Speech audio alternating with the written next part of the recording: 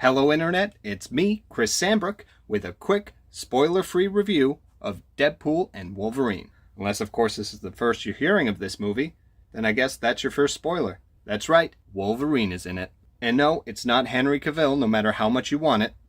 It's the perfectly deceased Hugh Jackman's Wolverine. I know what you're thinking.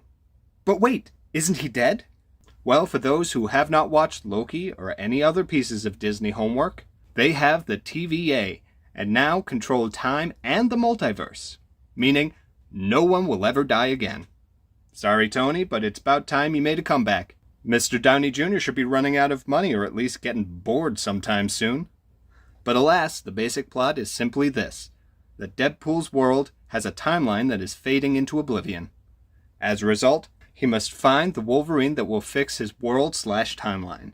I do like how the entire timeline mythos revolves around the Earth in that timeline and not any other decision made on any other planet in the universe of that timeline.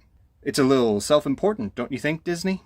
So with the stakes being simply that even if our heroes fail, Deadpool and the other heroes will live on in different timelines, and none of it really matters because it can all be changed with a little time travel, we are treated to constant reminders that CGI will hold our attention, and enhanced with a little more humor than normal. This R rating does help push it out of the obscurity that most of these new Marvel movies are falling into these days.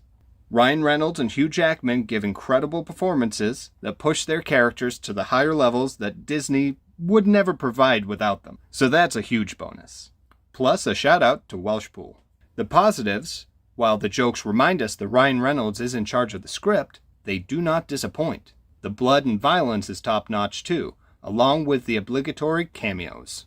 On the negative side, you could more or less just remove this movie from the MCU and you probably wouldn't notice the difference.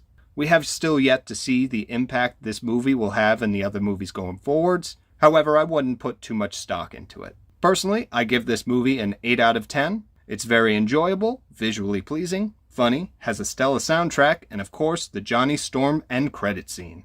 So jump into that Honda Odyssey and check out Deadpool and Wolverine in theaters today.